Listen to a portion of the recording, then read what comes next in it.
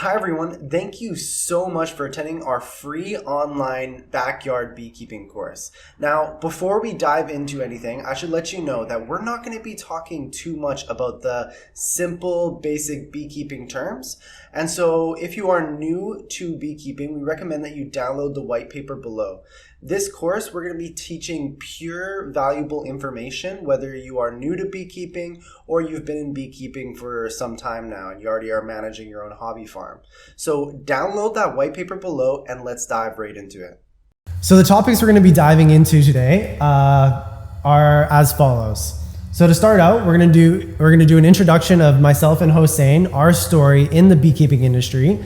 As well as next, we're going to dive in right into the information. We're going to show you how you can start conducting your first hive inspection, what exactly you should be looking for outside of the hive and inside of the hive, as well as how to start splitting hives and start mass multiplying your beehives. Next, we're going to dive into nutrition. We're going to show you optimal techniques for feeding your bees, exactly what you should be feeding them, when you should be feeding them. And as Hossein always says, 5 of the 6 major diseases are caused from nutritional factors. And so we're going to show you how you can prevent these through proper feeding techniques. Next, we're going to dive into disease and pest management control. We're going to show you all the major diseases that are wiping out beehives and how you can prevent them and treat them. Next, we're going to talk about harvesting and creating the multitude of byproducts.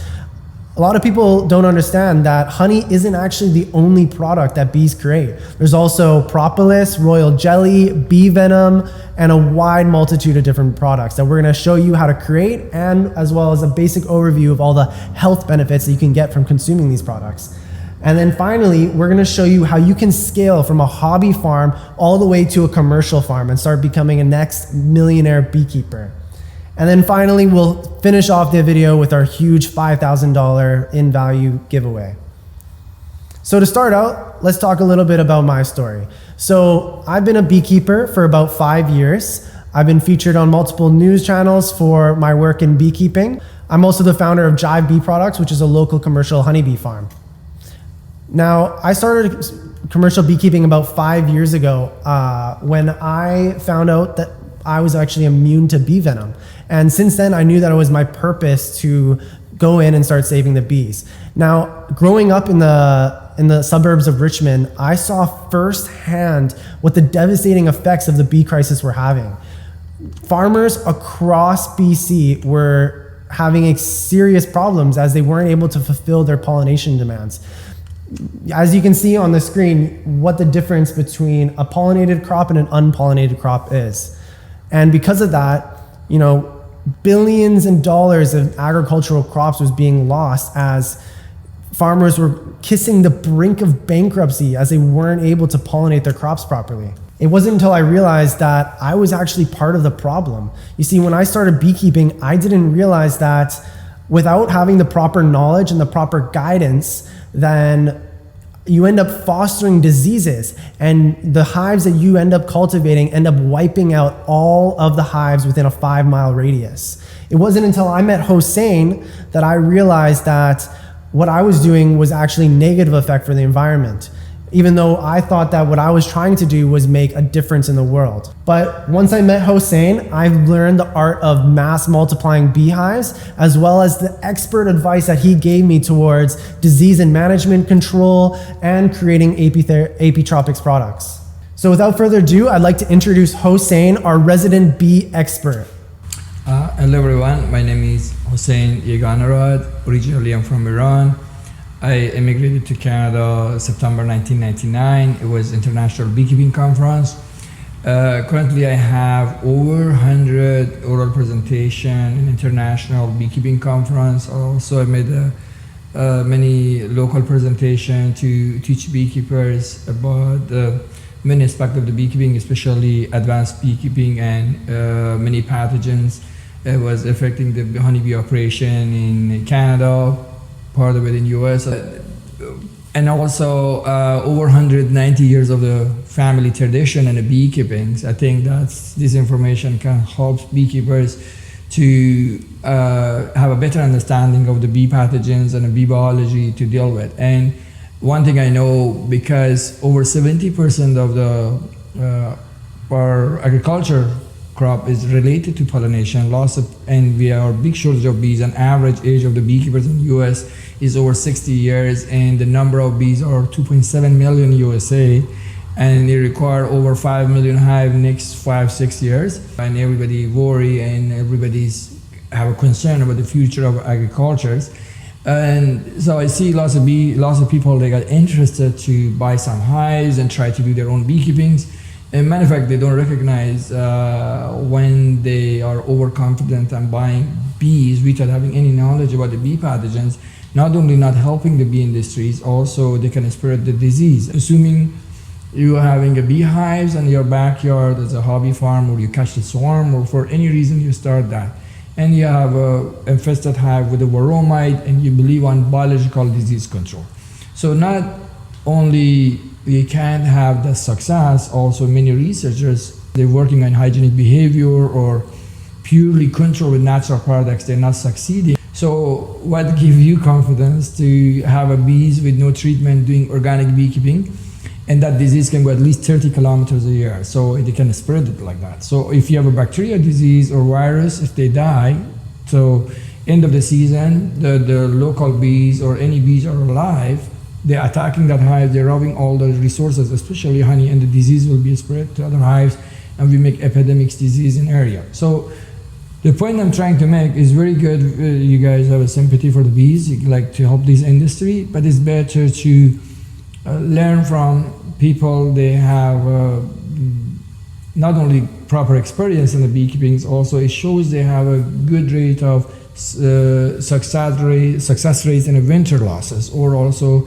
better methodology how to do it. So it's lots more to talk about all this, and over time when we taking the video about our practical works and also training courses for beekeepers, we will introduce more about our activities and mission and how we can work in harmony together and support each other to succeed in these industries. We need all of your helps. Besides that, I'd like to show everyone how we can produce all the byproduct of the honeybees. Currently, what we have, over 99% of the byproduct of honeybees in North America imported from countries, especially China, or indirectly from China.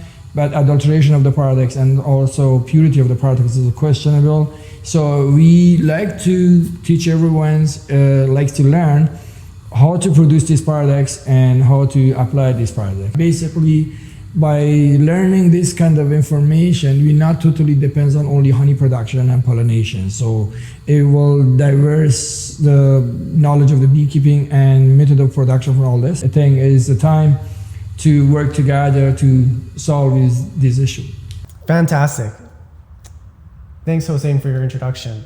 At the end of this course, we're also going to be offering some paid courses that if you want to learn in depth about the advanced techniques of running your own commercial operation, we're going to be offering 4 courses total. And maybe Hossein, if you want to talk about these courses and what we're going to be teaching in them.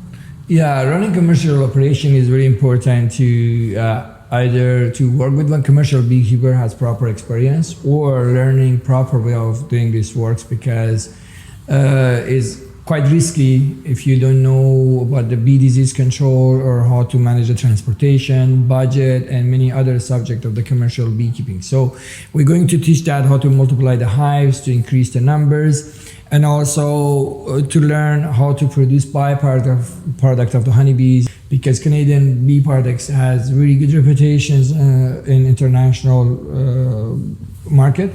And also when it comes about the queen production, when you're a commercial beekeeper, you have to know how to raise your own queen.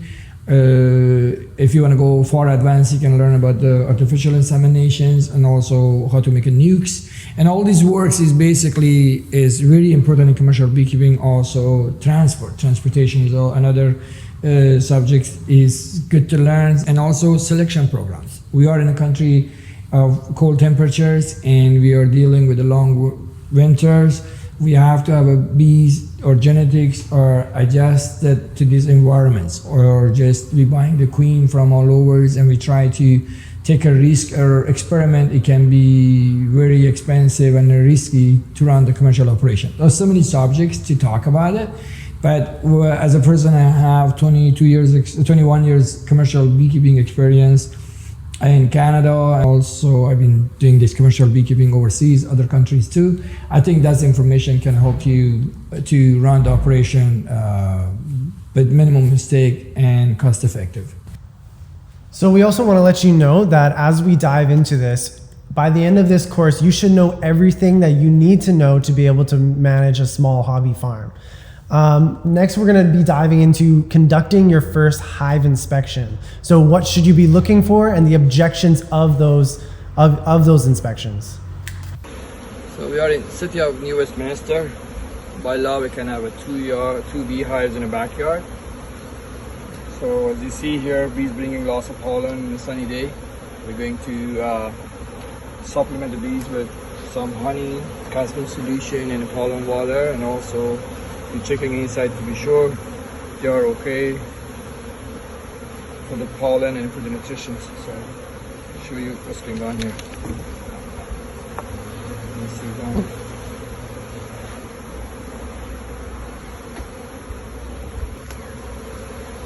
See lots of pollen.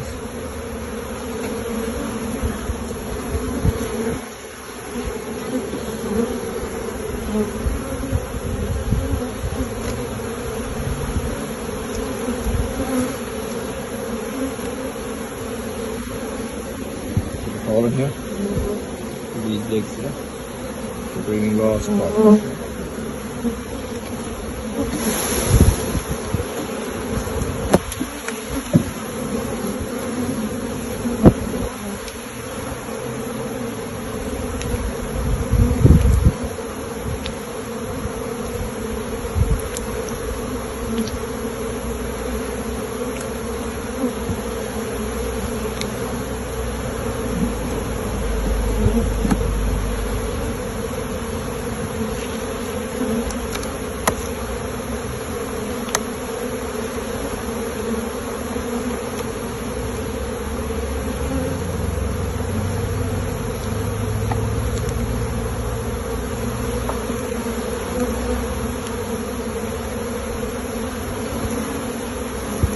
Honey frame from last year.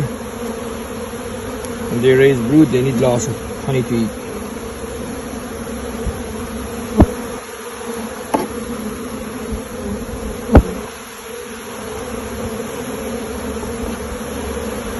As you see, bees are pretty gentle, especially by feeding caspin solutions.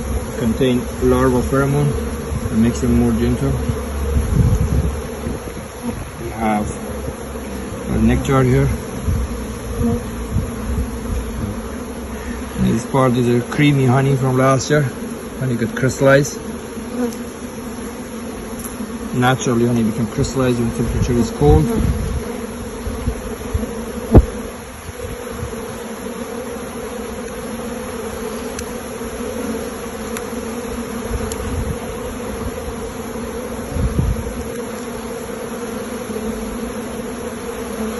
As you see, they store the pollen here. See the pollen? Okay. They're storing pollen. Bees with the pollen here in their legs. So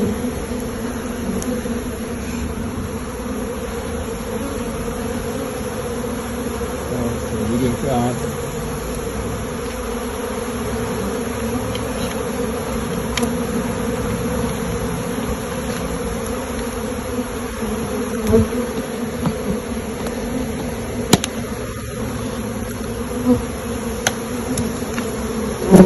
add more pollen.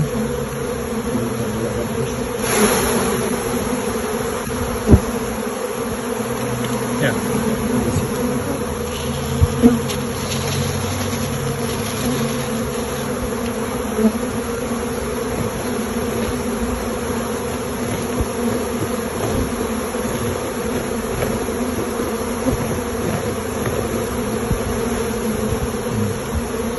Got some caspin solution on top of it. They can pack the pollen and then they can use them. when they need it.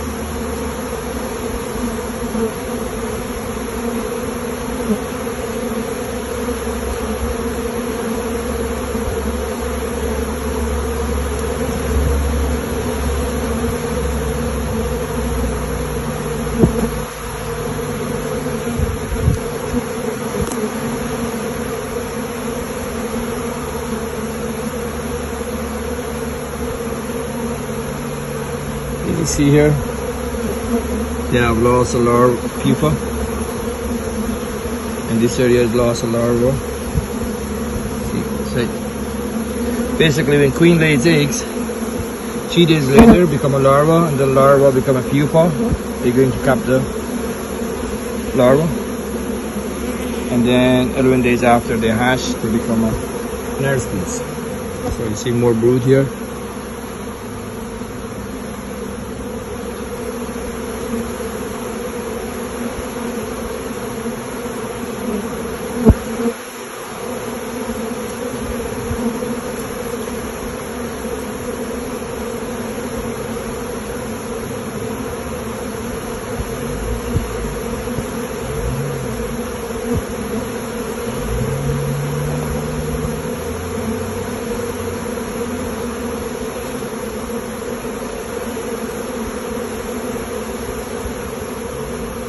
Nice cat brood here.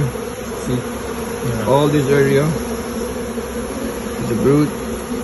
The larva here, you see, going to cap the larva, and then lots of bees. So there's different objectives you're gonna have during different times of the year. In the springtime, you're gonna wanna make sure that you're seeing tons of brood production, because in the spring, you're gonna be wanting to try and grow your populations as much as possible.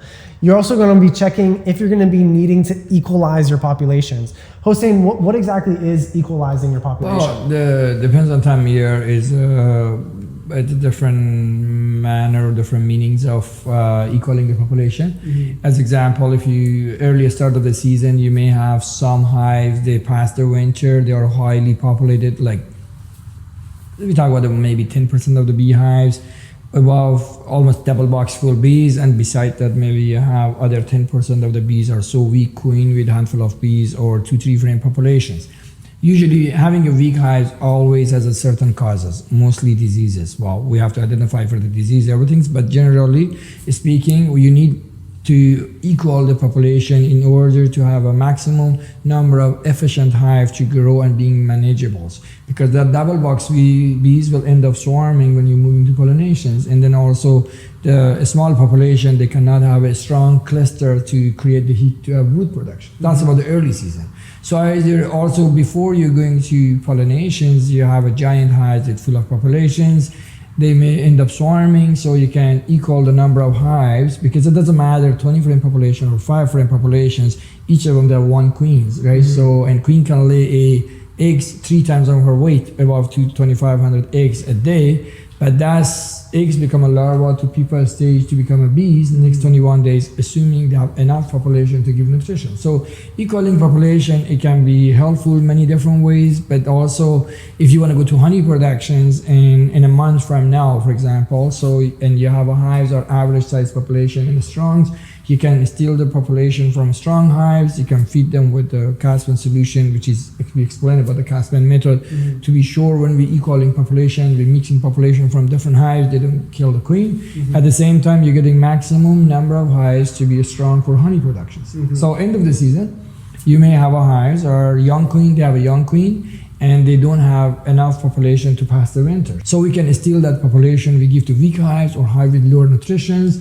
then they can survive the winter. So purpose of equaling population can be useful for so many different things. The population you taking from a strong hives, you want to be sure at least they've been fed for a few days, 3-4 days, mm-hmm. with the Caspian solutions, which is we will introduce that product. It's a combination of the pheromones from the larva, queen larva, drone larva, and a worker larva. So push the bees to consume pollen, and when their fat deposit goes up, they don't attack to other bees or they don't attack the queens. So this is why we don't lose queen. It's a 98% success rate on queen introductions. Mm. So basically when we're combining this population, then we have an even sized population or a strong enough to survive the winter. But this topic I can tell you, is a few hours talk because it's a reason for that though. Like for example, if you're commercial beekeepers, you want equal population for end of the season, early season, you want to make a nukes, you want to equal the population for honey production or pollinations.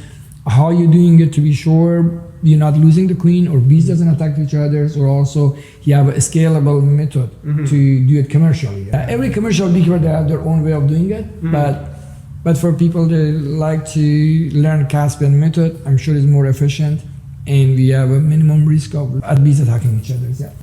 Makes sense.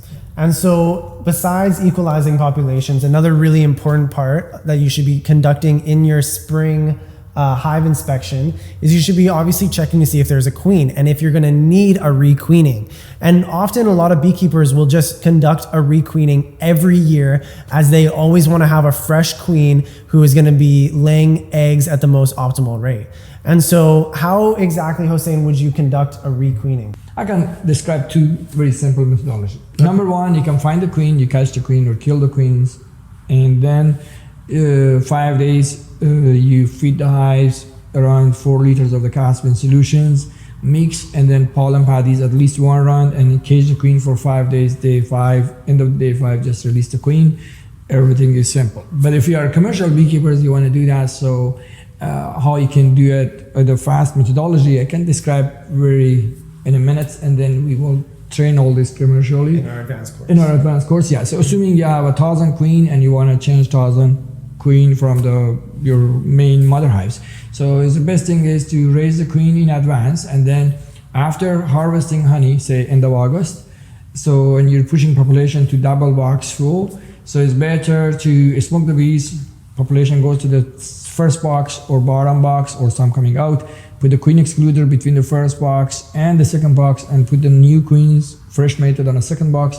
Now smoke the bottom day after, population comes up, basically you're stealing 70% populations, moving in the pallet, and you're moving out. Then now you have a 4 or 5 frame population left on the bottom box, and then you easy to catch the queen, kill them, and then 2-3 days later, when the new queen is released by feeding again 2-3 liters of the Caspian solution or more, or raw feedings. So a week later you check any colony that lost the queen or they are weaker. You can combine the 4 or 5 frame population left with the hives, but this is practical in commercial levels. We have many other methodology to do it, and especially with the 4 or 5 frame population, when you're catching the queen, any one of them, they had a natural requeening, they're young queen. You can cage them during course of September.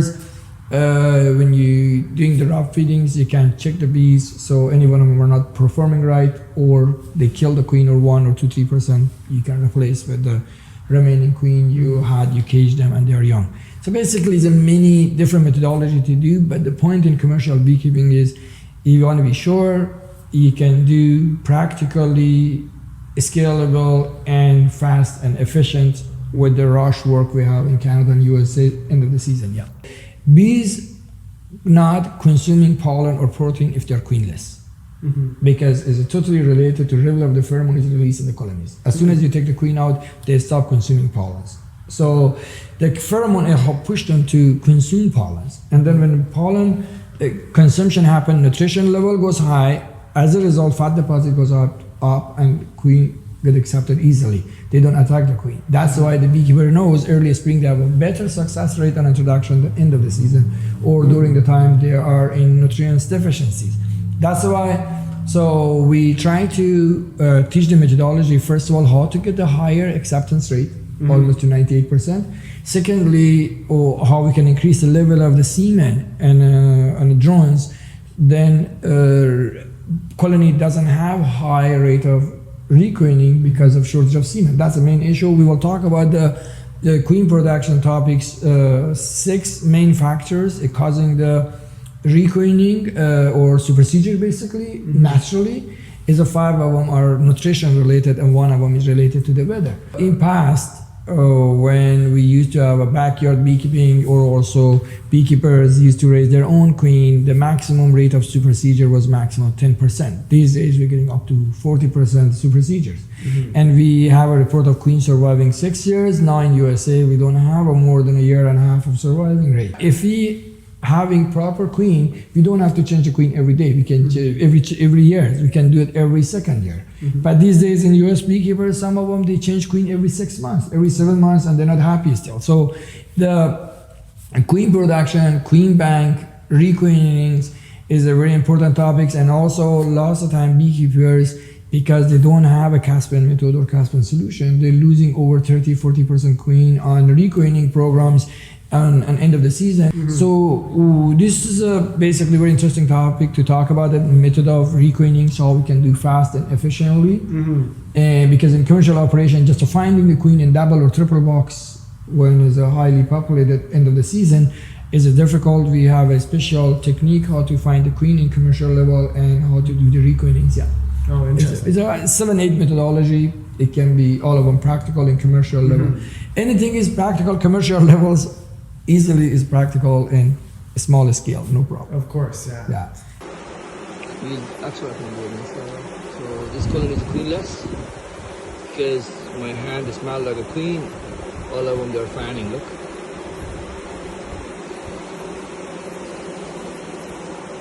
Because they're touching other queens.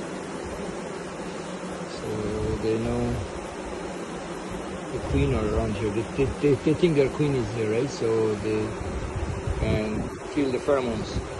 At this stage, bees within a sting. Yeah, move this frame and shake my hand, and they're gonna sting. You can take this frame out. Yeah. So if you touch the bees, they're gonna sting. Touch the bees, they're gonna sting at all, because now they're happy. They feel, but how about the other side? So whatever you touch, they're gonna sting. So now they're happy because of pheromones.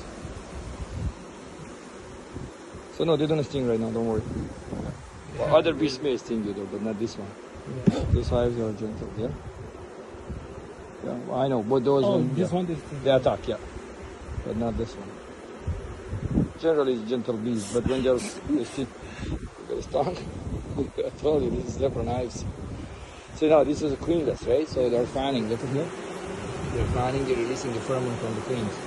The queen basically, my hand is just smell, you know, right? So because I was touching other queens, so my hand carry pheromone from other queens. So that's what happens. So another thing that you should be looking for in the springtime when you go in is obviously you want to see if there's any local food sources. You want to be making sure that there's capped honey inside of your hive, as well as pollen or and any form of pollen patty. So anytime that those reserves are low, you should be ensuring that you're feeding your bees regularly with supplements or with sugar syrup or pollen patties.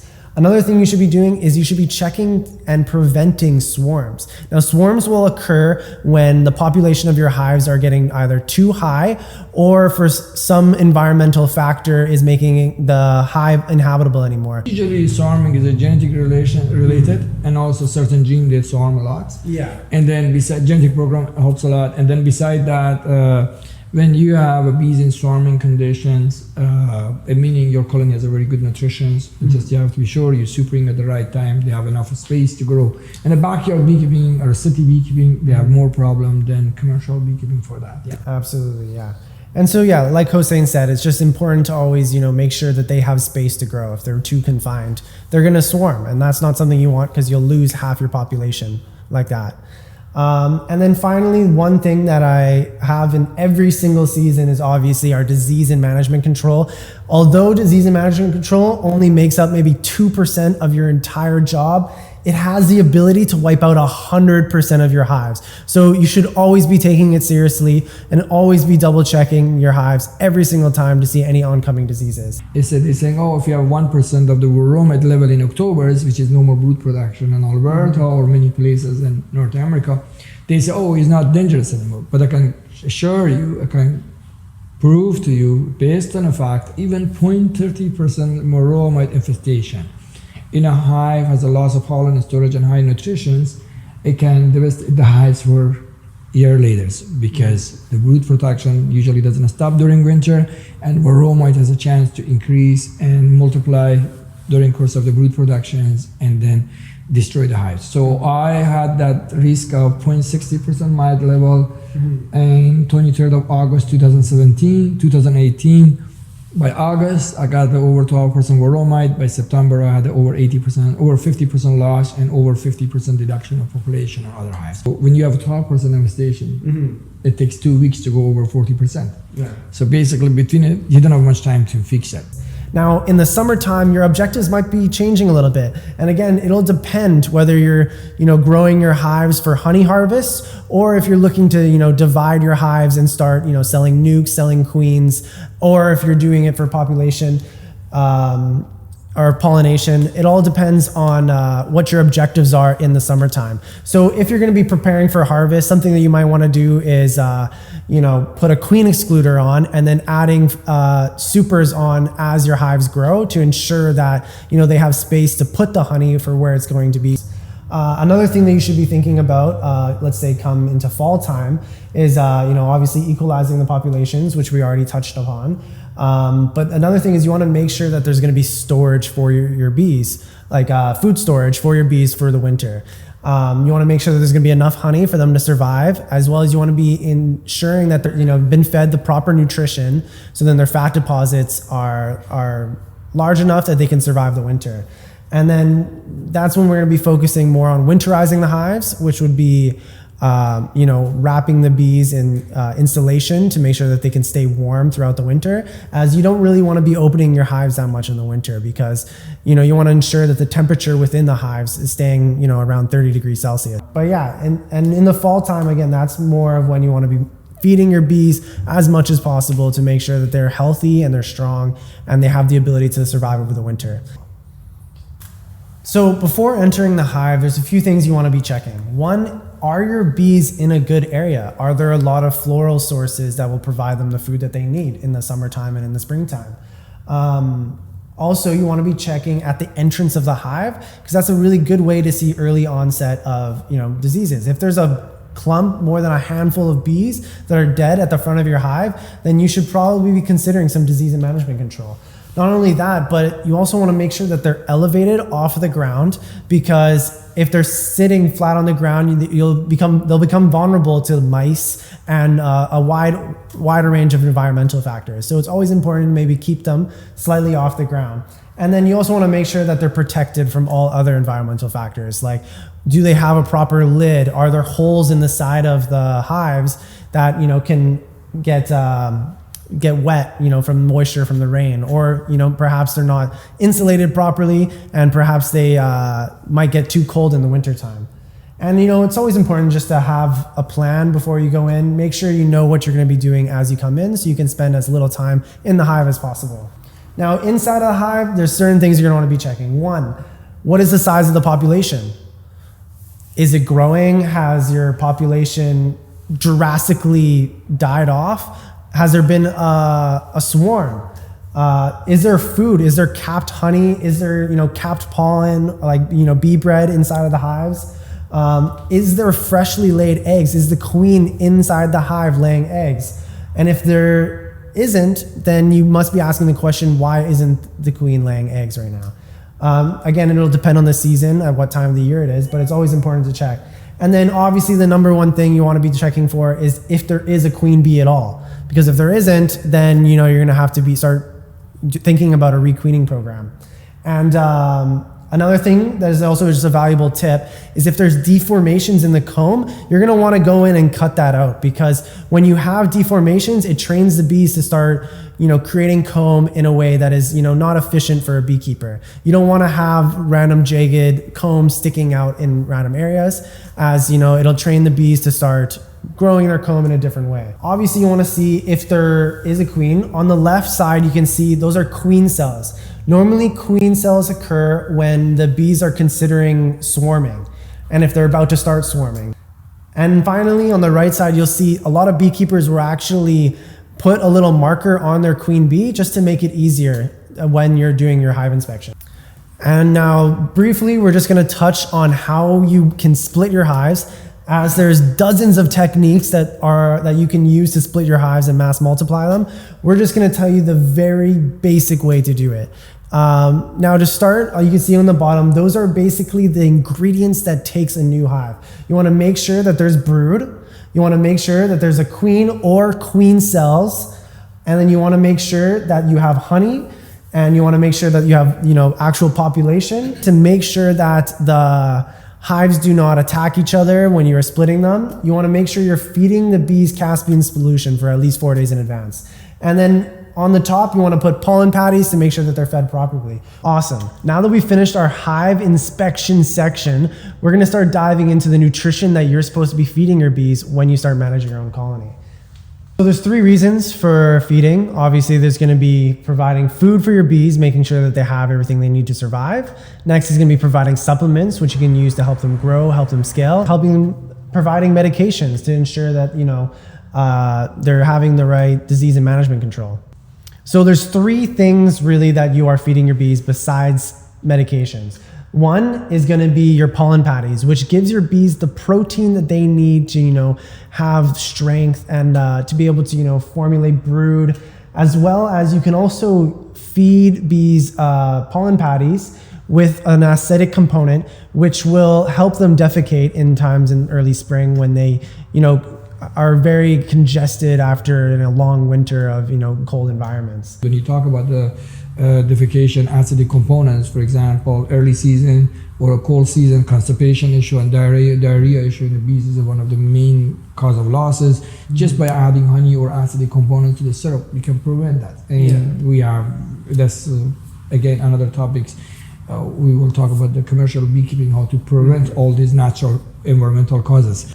You can also feed them sugar syrup, which you should be doing nearly the entire season, except unless there's a lot of nectar in the nearby areas. This gives your bees the carbohydrates they need, which gives them the energy that they need to then leave the hive and go around and pollinate. Next, you can be feeding them supplements, which obviously we would recommend that you feed them Caspian solution, as it'll help them improve their fertility, improve their queen acceptance. So if you're splitting hives or if you're requeening, you can ensure that you're giving them supplements that'll help encourage that process, as well as it'll help prevent disease.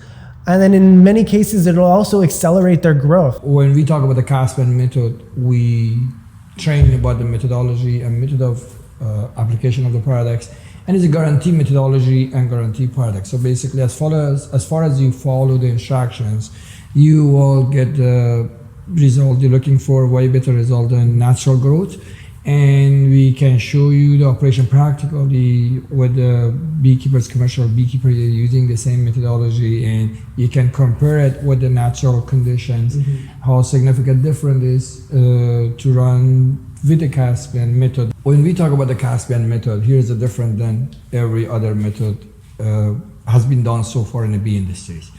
So usually beekeepers doesn't have a controls on beekeeping activity in the colony efficiently when we are dealing with the natures. Basically, nature allow the bees to go either on highly brood productions or low brood production, everything's because queen basically laying eggs based on level of the nutrition entering to the colonies. So when the bees feeding the bees so much jellies, they produce usually lots of eggs, and then for those eggs come to larva stage or pupa stage and hatch. It depends on how much nutrition provided for the larva. So if there's a low nutrition, queen lay eggs and bees throw the eggs out. So it doesn't mean every egg she lays become a bees.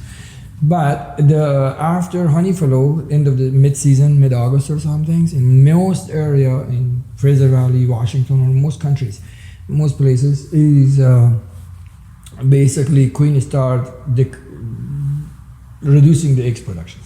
But when we feed the Caspian solution, basically we release the pheromone from the larva to the colonies. And the food consumption is a consistent release in the nutrients, in a nutrients. Bees, basically we signal the bees is a loss of larva, they have to consume loss of pollen, and they have to feed loss of larva, and they have to collect loss of pollen. So when bees consuming loss of pollen, loss of jelly produced to their mandibular gland and hypopharyngeal glands, they feed the queen. It looks like a springtime and a perfect time. She lay lots of eggs, so now we provide the nutrition, pollen patties, or natural resources in combinations. So they raise lots of brood. And the population continuing growing for end of the season. Corner to corner, other side of the frame. Today is the 23rd of August, Vancouver, Canada. Naturally, that cannot happen by feeding Caspian solutions and pollen paddy, we can have such a result.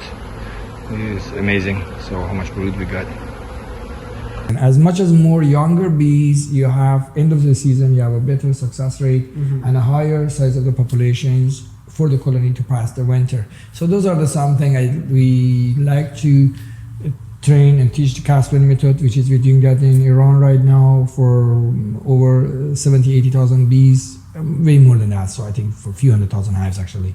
It's a guarantee methodology. If anybody are not satisfied, they can get paid back for what they spent. But that's why we're trying to explain that to the beekeepers, how it makes a difference to run the operation based on a Caspian method we're working on to continuation of the brood productions till end of the season. Yeah. Just combine the following ingredients. About half of it, we recommend that you use pure raw pollen. However, some people will even use mustard protein or other forms, but we wouldn't recommend you do that as it won't really give the bees the proper amino acid profile that they require. We also mix it with water, 10% soya flour, 1% honey, and 24% dry cane sugar or dry, raw sugar. And then obviously you can also add acidic juice to help the bees defecate. How do you make sugar syrup? It's pretty simple. All you need to do is have as much sugar as you can for the water components. And then you want to put it onto a stove to heat it up and then continuously stir it until the water then becomes clear. Once it's clear, then you have the syrup that you need and you can easily wait for it to cool down and put it into your hives. It's also important to use filtered water, as occasionally tap water will have some chemicals, in the local environment, like there's chlorine and many different things that they add into our tap water. So it's always better to, filter the water before you feed it to the bees. Yeah, and also syrup commercially is available. Yeah, and you can always buy the syrup commercially from, local bee stores and many other places. Congrats! Now that we've finished our nutritional component of this course, we're going to start getting into the nitty-gritty stuff of the disease and pest management control. So what the diseases are and how do you treat them. So the number one key factor that you should keep in mind is prevention, not intervention. The last thing you want to do is go in and start treating your bees as the disease has already become out of your hands, as then you're going to need more treatments and it actually might even creating more harm than if you don't. And one very interesting topic that we can talk about is how by supplementing with Caspian solution will actually reduce the amount of chemical intervention that you'll need into your hives. When it comes about the disease issue, I give you just a two very short example. Assuming you have a 12% varroa mite infestation in mid-August, right? Or that means you have 80-90% losses before end of October. And by 12% infestation of the mite, you have no symptoms on front of the hives. Right. So, and then also your nosema level, maybe it doesn't show much or you don't have any symptoms during honey production. Right after honey production, we're hearing the report from Alberta, Manitoba, British Columbia, and all over US. They have a very good hive during summer, but the bees cannot survive 2-3 months winter in US, or they cannot survive the 6 months winter in Canada because high infestation of the mite, or because 24 virus being identified with the mite. When mite level goes over 15%, the virus become an issue.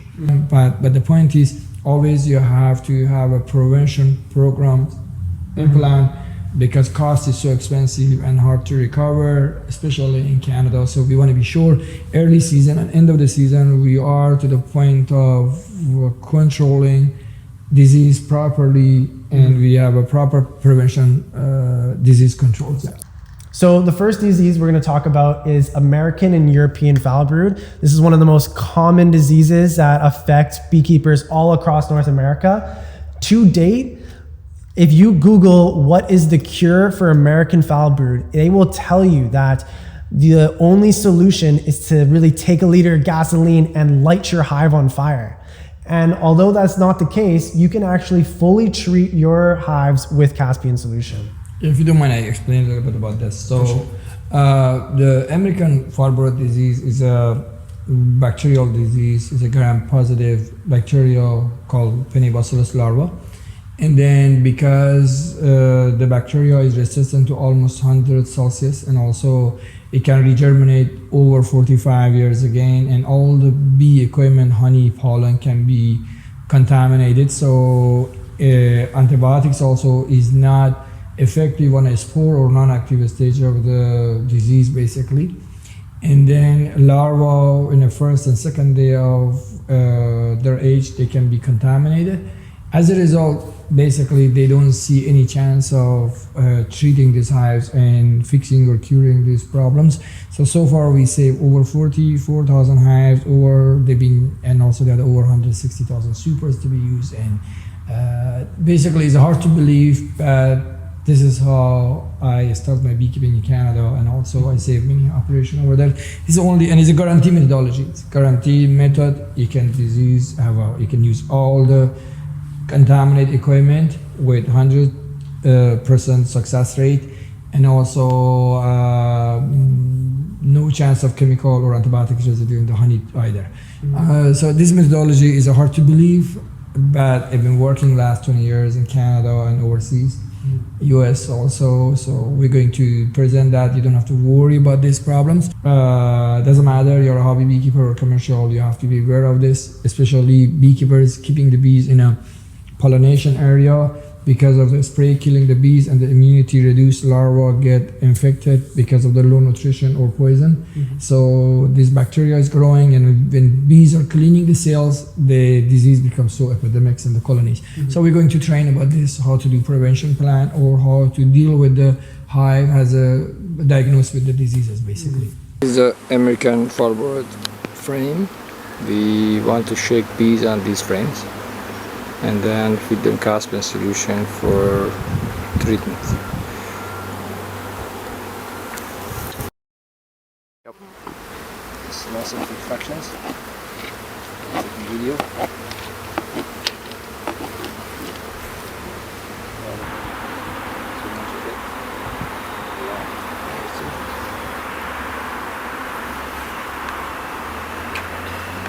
Okay.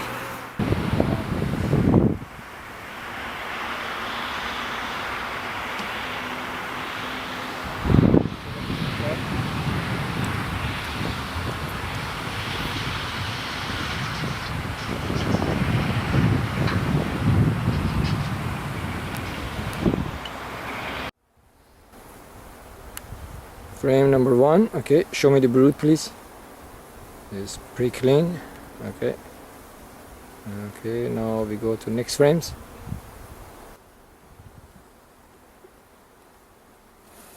Yeah. Okay, no symptoms of AFB yet. The larva is pretty clean. Yeah, it's very good. No symptoms. How about other side of frames? Okay. Pupa is clean. A little bit nectars. Larva is clean. Yeah, nice. So clean. Okay, next frames. Okay. Okay, it's clean. Larva, pupa. Okay. How about other side of frames? Okay, fresh cap brood. He's going to be a second generation right now. So clean, okay.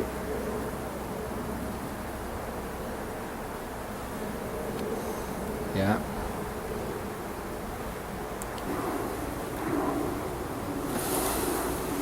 No larva, okay, we have here.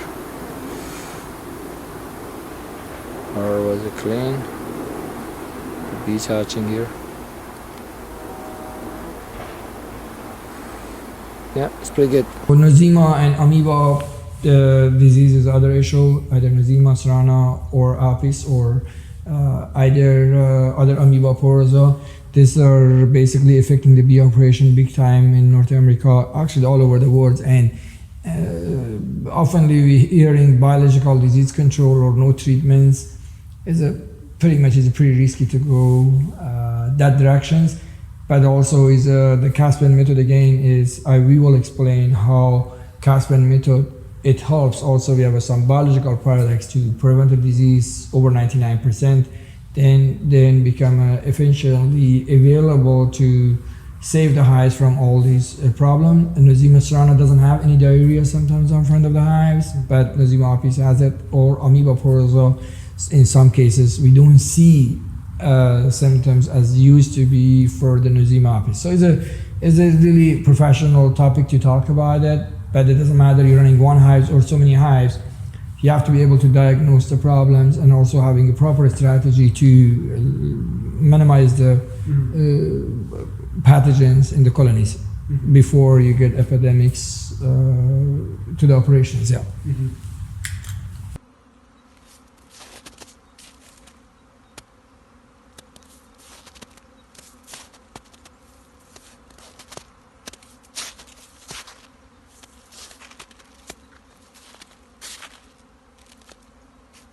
Chalkbrood disease, which is caused by Oscus apis. Chalkbrood mostly genetic related.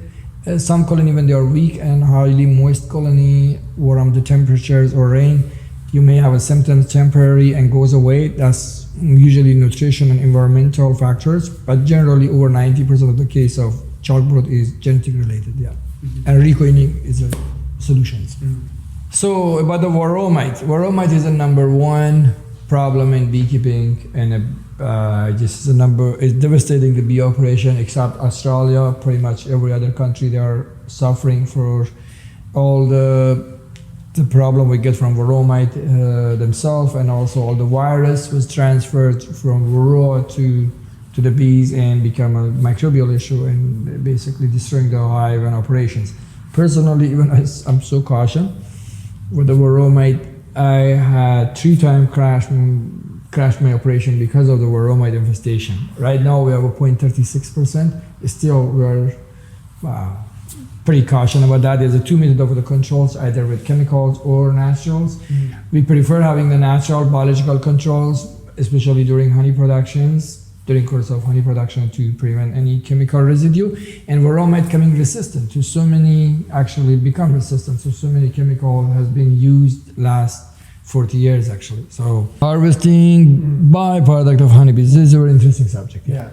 So in this next part, now that we've finished our biological disease control, we're going to be talking about harvesting the different byproducts, as well as the basics of harvesting honey and how you can make sure that you get as much out of your beekeeping operation as you could possibly have. So as a quick overview, we should tell you about the products, as there's a wide range of bee products that have been used since ancient times in medicines and in wide different types of treatments. A lot of the bee products actually have the ability to have beneficial effects on up to 2/3 of autoimmune diseases. And the reason behind this is because a lot of the time, some bee products can actually increase the amount of white blood cells and red blood cells in your body, which in turn help boost your immune system and help your body. One of the main benefits of it is obviously it's help on your gastrointestinal diseases. Like propolis, royal jelly, all of these have the ability to remove ulcers from your body, and tons of stuff that we're going to dive into right now. So the first bee product, the most commonly used bee product, is honey. Honey is obviously well used in many different cosmetic ways, as well as obviously in the form of consumption. On average, around every single person eats around 2 pounds of honey per year, which shows you how much honey is actually consumed in the world. But the sad part about it is that it is the 3rd most faked food product on planet Earth. A product only needs to be 51% Canadian for it to be considered 100% Canadian. So a lot of the time when you're buying honey in the grocery stores, you're not actually eating 100% pure raw honey. And that's a huge problem that's facing beekeepers, as all this fake adulterated honey is suppressing the price of honey and bankrupting a lot of beekeepers, as most beekeepers rely on honey harvest to make a living. But it's also a great carrier for vitamins, which maybe Hossein, you could talk more about mineral infused honey. So we have 2 cups of honey here, and one of them is blueberry maple honey, from Vancouver, Caspian apiary zinc. Another one is iron, calcium, magnesium honey. We fed the bees by iron, vitamin C, calcium D, and magnesium, and B12. So honey works as a carrier for us, and then bees basically storing the honey in the comb. We extract the honey, and then we give to the people that are suffering on mineral deficiencies, especially on iron deficiencies. So patients that are anemic or they are low in iron or ferritin in their blood, after consuming the iron honey in 3 weeks or mineral honey in 3 weeks, they can rid of the iron deficiency. Over 75% recovery, basically they can rid of that, and then no stomach pain or no constipation, nothing. So we want to see a little bit of just the color change when we're mixing in a little tea or water, different with the normal honey. See, tea almost become black. Just put 1 teaspoon of iron honey. So this one is 1 teaspoon of ordinary maple blueberry honey. You'll see, I'm gonna change the color. The interesting part is because honey become observed 100%. As a result, whatever is in the honey will be observed. So we discover the mineral deficiency in humans is a big issue, also in animal too. By consuming iron honey, we can rid of the iron deficiencies. It can be used actually for other mineral or vitamin too, but I thought the iron calcium deficiency would be one of the most basically common problem in societies. All of this will be shown in our advanced commercial beekeeping course. So if that's something that might interest you, don't forget to, click the link below. The next byproduct we're going to talk about is bee pollen. Now, bee pollen is widely considered as one of the most nutrient-dense natural substances found on planet Earth. That's because it has almost every single component that you need to survive, from the minerals to the vitamins to the proteins to the carbohydrates. Bee pollen, it has everything that you need. And so there's many different ways that you can harvest bee pollen. One of the main ways is obviously by putting a pollen trap on the front of your hive, but there's also advanced ways on how to clean it, on how to, dry your pollen that we're going to be teaching in our advanced commercial beekeeping course. So royal jelly is another byproduct that has been widely used. However, it also has some controversial ideas behind it. That's because a large majority of the royal jelly that you're purchasing is faked. And that's because most of it is coming from China. But yeah, so Caspian apiary's method basically it can show the methodology, method of production and applications of all these products. We can show commercial production and hobby production, especially when it comes to N chromosome royal jelly. We are the only producer of N chromosome royal jelly, which is lots of clinical trial and a case study has been done. And basically white blood cells, increasing white blood cells, red blood cells, and platelets after chemotherapy, and preventing amputation and diabetes. And lately research has been done on COVID-19. So where the hospital was basically totally purely scientific program with basically with all the scientific database supposed to be done. So and many other cases too. We're talking about the bed ulcer and asthma and many other subjects, and also lots of other works, other projects on antimicrobial effect of these products. We are working on it on case study and again purely scientific programs on many trial. Lots of information will be released, but the first claim we had was effect of this N chromosome royal jelly on stomach ulcer, Helicobacter pylori. We have over 1,300 case study as a significant numbers.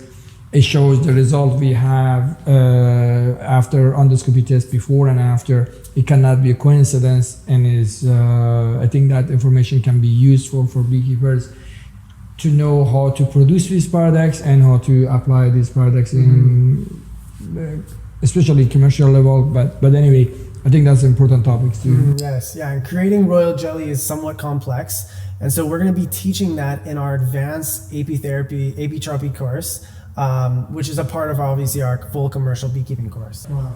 So Propolis is actually one of the most well-researched bee products that you can find on the market. Most people normally use it in either capsule form, or they have, like a tincture form, which is sort of propolis that's been diluted into either, water or alcohol, which a lot of people consume to help with their immune system or help with any like gastrointestinal diseases, neurological diseases, and a wide range of different products.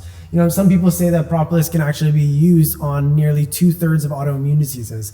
It can also be used topically on your skin, which can help, heal wounds and help with many different types of skin ailments. And like one of the most common, again, reasons is to help boost your immune system.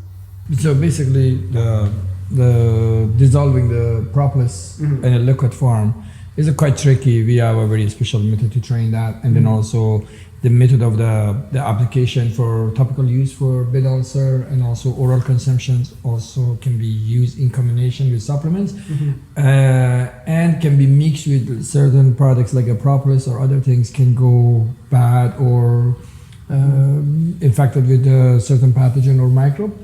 So it can prevent that. It can be a natural preservative or sanitizing for loss of as anti-components, antimicrobials. Yeah.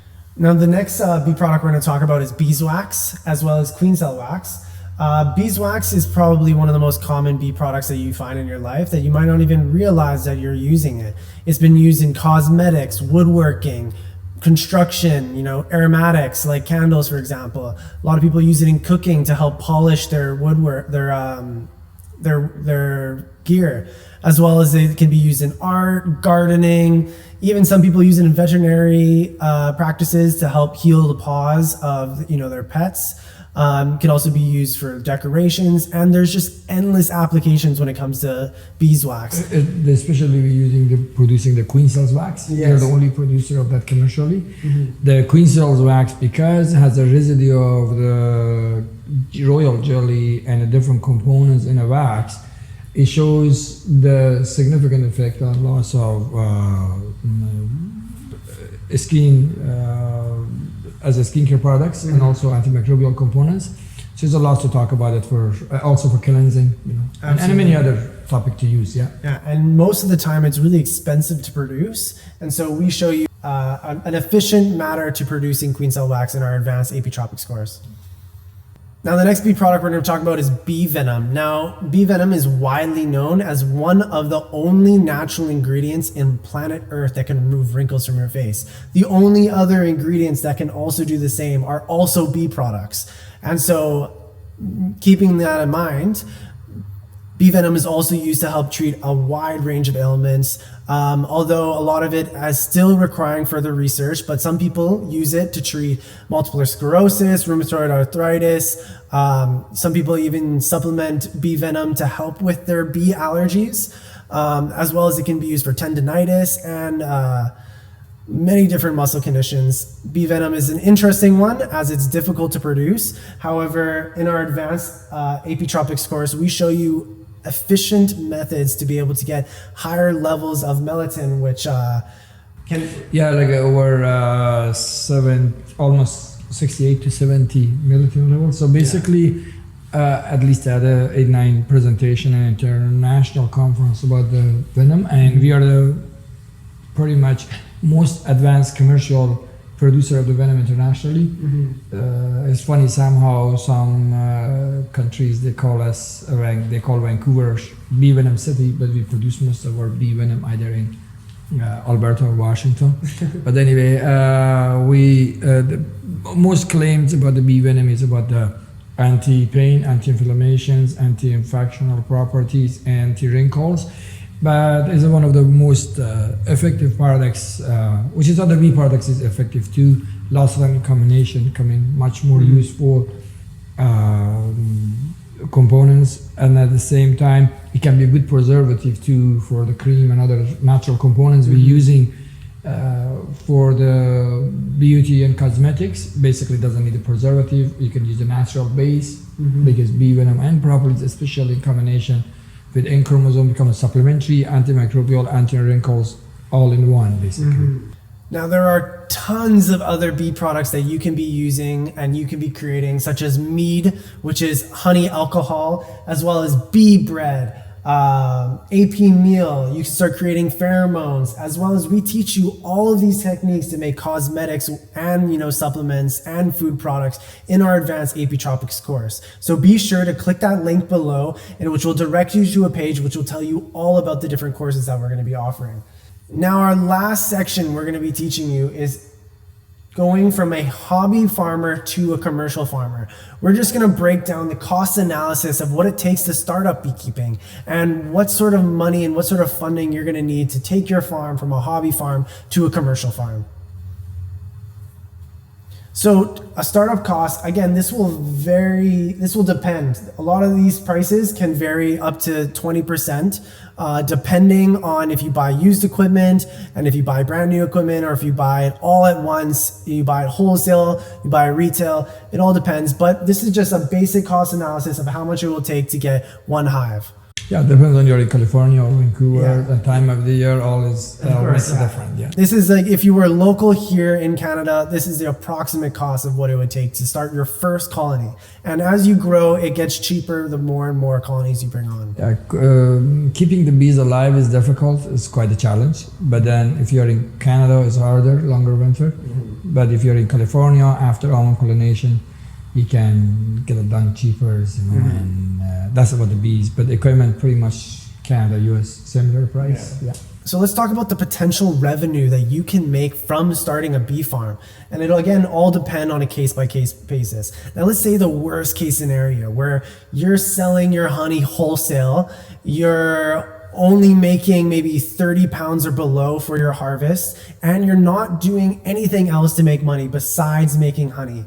The lowest amount that you're going to make per hive is around $66. So as you can see, if you don't follow the proper commercial practices, it becomes very easy to spend a lot of your money beekeeping. And so we also show you in our advanced commercial beekeeping course how you can get the best return per beehive to make sure that you are actually making money doing this profession. Now, in the best case scenario, what we'll show you is that let's say you get a bumper crop. You get, 150 pounds, maybe up to 200 pounds, depending on how good on the location that you're in.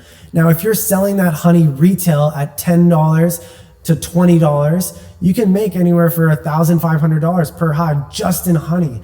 Not only that, but if you were to create one nuke during one season, you can sell that nuke for $250 and still get a bumper crop, as well as you can sell 3 queen bees, you get an additional $120. And let's say you also sell a pollination contract to a farmer, that's an additional $150.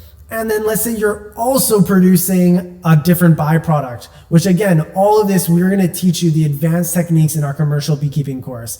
But with these techniques, you can be producing over $2,000 per hive. And this is very achievable on a smaller scale. And as you grow and as you start to get to the more commercial side of 800 hives or higher, it becomes more of a quantity game than it does a retail sales game. Yeah, basically $200 per hive, you're bankrupt before you start. So. Yeah, exactly, right? So you want to be making at least $400 per hive. Now here's sort of like a breakdown of the different scales of farms and exactly what kind of cost it's going to be per hive and exactly what your potential revenue could become. So let's say you have a hobby farm, 1 to 50 hives, you're selling all of your honey retail. This could be a very profitable time for you if you're doing it right. So the most you can make is around $2,000. And doing this, you're probably not going to need to hire any workers. You're not going to really need any equipment. A lot of this stuff you can do by hand. As long as you maybe have like a truck to, move your stuff around, you're not going to need a forklift. You're not going to really need a trailer. The basics are there. All you really need to do is just, buy the bees and buy the equipment to be able to, house the bees. And obviously you never, ever want to be neglecting your bees. They're the most important part of the entire operation. So make sure that you invest your money into the proper nutrition, into the proper medications. Basically, yeah. So certain numbers, if you want to start beekeeping, either you stay small, less than 300 hives, like 200, 150, I would say, or go above 800 hives, because something in between is the best recipe for bankruptcy. Because when you're running above these numbers, you rely on moving transport equipment, forklift, trailer, truck, and the labor and the number of bees you have, the amount of revenue you get doesn't pay the cost. So it's jumping from a small operation, few 200-300 hives, to 1,000 hives also is a loss of cost involved, and also learning the methodology, how to jump from a small operation to commercial operations, and especially something in between, in most cases, is pretty difficult to survive. So that's why, when you have 300 hives, it's better to hold on to those hives and try to save your money. So then you can make the jump from 300 to 800 as soon as possible. Also, you want to keep in mind that banks and the government will very rarely be on your side in beekeeping. And so, if you're going to be financing a lot of your equipment, just try and make the money you can from the actual operation itself. Basically, we're trying to tell everybody, do not try to become a beekeeper. Yeah. So, one of those rare business. Fantastic. So we made it to the final end of the course. Today we learned how you can inspect your hives, how to split them into multiple different hives. We also learned the basic nutrition practices that you need to do to feed your bees and make sure that they stay healthy. We also learned about all the major diseases and how you can treat them, as well as everything you need to know about the disease and management control. As well as we learned how to harvest honey and all the basic information about all the different bee products. And not only that, but we also taught you how much money you can make doing beekeeping if you go from a hobby farm to a commercial farm. Now, if you're like Hossein and I, you're probably somewhere on this scale. And if you're motivated about making an environmental impact on the world, then this would be a great profession for you, as almost 1/3 of the entire global food supply is directly dependent on bees. Once I heard the reason beekeepers are happy with all these difficulties because of effect of cortisone in a bee venom.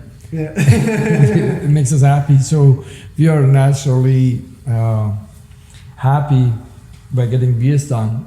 Otherwise, is so difficult to be happy with all these challenges and difficulties you're facing through from nature, act of God, act of China, act of governments, and all these natural causes and such a society educations.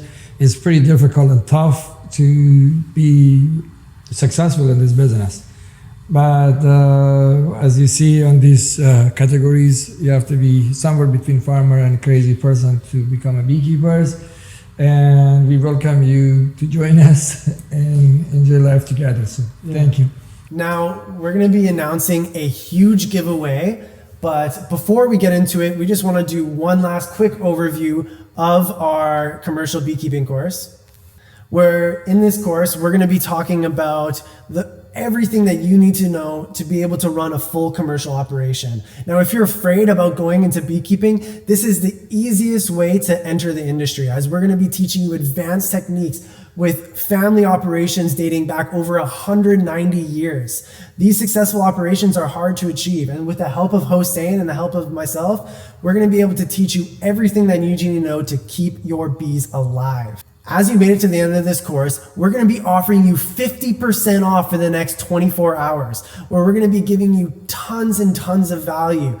We're going to be teaching you all the harvesting techniques that you need to be able to create different byproducts and everything, but it's only going to be for a limited time. However, we should let you know that we're going to also be offering a financing option. So if you want to just put a small deposit of $334, you can pay off the rest over time as you do the in-person course at our education center here in Vancouver, British Columbia. If you finish the course, we will hire you afterwards so you can come and work on a full-scale commercial operation. Now, finally, the moment that you've been waiting for. It's time to announce the huge giveaway that's going to be worth over $5,000 in value. So the contents of this giveaway, we're going to be offering everything that you need to be able to start your own colony. We're going to give you a bottom board, a lid. We're going to give you all the frames, the boxes that you need, as well as 1 year of the food and medications that you need to keep your bees alive, as well as a fresh nuke, as well as a feeder, a queen excluder, full bee suit, all the protective gear that you need, a smoker, your hive tool, as well as you get 1 free ticket to our commercial beekeeping course, where we're going to teach you everything that you need to know to take that one hive to scale it infinitely. So how to enter into this huge giveaway, all you need to do is copy the YouTube link below and post it on your social media. Then as you tag Caspian Method, and you add the caption, I want to win the contest because, we're gonna choose the best answer to win this giveaway. Thank you so much for coming to our backyard beekeeping course. We hope that you had some value, and we hope that you click the link below, which will direct you to our commercial beekeeping course, where we'll be able to teach you advanced techniques. And we welcome you to become a bee slave.